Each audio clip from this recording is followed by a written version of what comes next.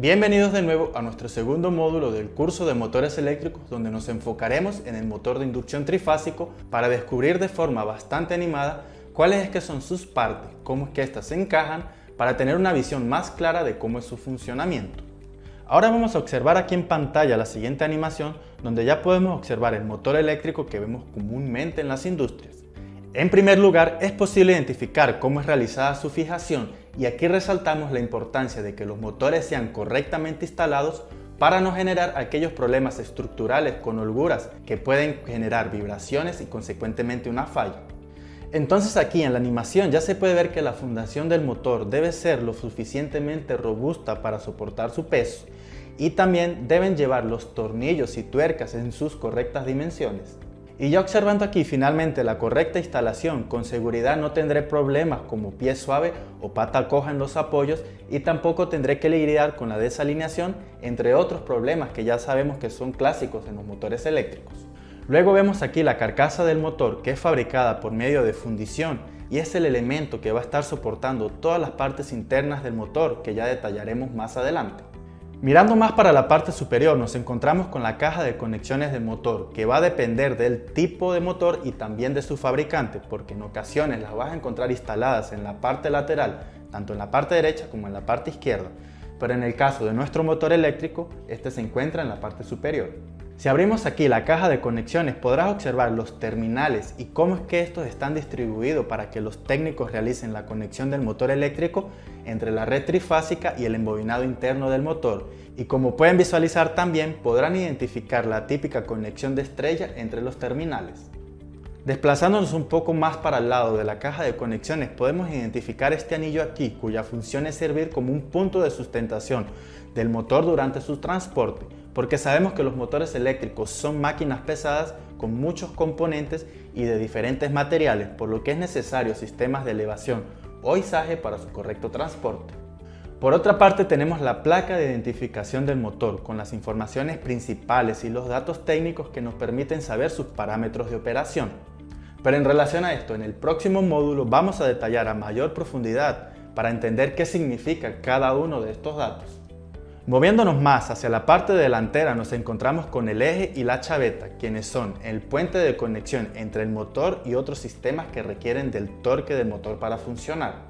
Pero yendo más a detalle aquí, vamos a separar la chaveta, que es un elemento que se encarga de hacer la fijación y el acople entre el eje con elementos como engranajes o poleas. También es importante destacar que estos dos elementos se deben fabricar con materiales resistentes para soportar las condiciones de operación y de carga a la que los motores se ven sometidos diariamente, como por ejemplo el torque, vibraciones y temperatura. Ya si nos vamos a la parte trasera del motor eléctrico, nos encontramos con el sistema de ventilación. Entonces aquí vamos a abrir para ver cómo es que está constituido este sistema, y ya de entrada nos topamos con el ventilador. Y es que sabemos que todo motor eléctrico tiene aquella cuestión del sobrecalentamiento durante el proceso de conversión electromagnética. El motor va a generar calor, el embobinado también se calentará debido al efecto Joule y toda esa energía se va a disipar en forma de calor. Entonces, sistemas de refrigeración son necesarios para lidiar con estas condiciones. En nuestro caso y en la mayoría de los motores, el ventilador está acoplado al rotor, ayudando al intercambio de calor dentro del motor, y también es importante mencionar que este debe estar instalado en áreas donde el ventilador pueda tomar aire limpio y fresco para su correcta refrigeración. Si todo esto no se tiene en cuenta, obviamente el motor va a comenzar a perder rendimiento, a fallar y finalmente se quemará. También podemos visualizar aquí en la carcasa que esta tiene una especie de aletas y son diseñadas especialmente para disipar el calor del motor. Es decir, que con el paso de una corriente de aire es posible el intercambio de calor entre el motor y el ambiente exterior. Ahora, abriendo la tapa delantera, podemos visualizar de forma superficial el estator y el rotor del motor, pero primero nos enfocaremos en la tapa. En la tapa se ubica el espacio de alojamiento del rodamiento de la parte delantera, y todos sabemos lo imprescindible que es este componente para sustentar el eje de rotación y permitir que éste gire con el menor roce y esfuerzo posible. Obviamente este es un elemento crítico dentro del motor que debe ser instalado y lubricado de forma correcta. Pero el rodamiento no solo se ubica en la parte delantera. Si desarmamos la parte trasera, también podemos visualizar un rodamiento en el otro extremo del motor, completando la sustentación que todo eje necesita. Y ahora sí, vamos a uno de los componentes internos del motor, que en este caso es el rotor. En este caso es un rotor con configuración de jaula de ardilla y ya se puede apreciar cómo es que es toda la parte de conexión del eje con el rotor.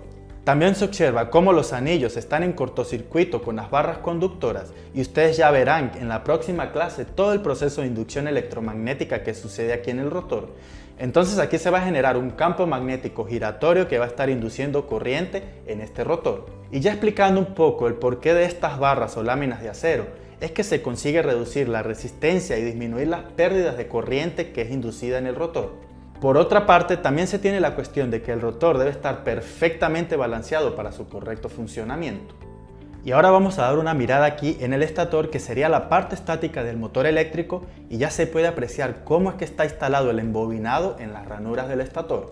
Pero dando un vistazo más a detalle, podemos separar las ranuras para ver cuántos polos tiene el estator y ver con más detalle el embobinado y observar cómo es que este está enrollado.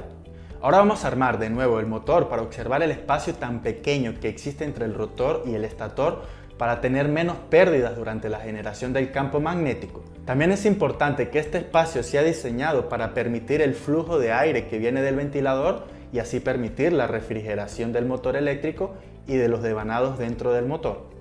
Y bueno, como pudieron observar en este módulo, estas son las partes de un motor eléctrico, siendo este el punto de partida para realmente entender en los próximos módulos cómo es el principio de funcionamiento de los motores eléctricos y las posibles fallas que se podrían presentar.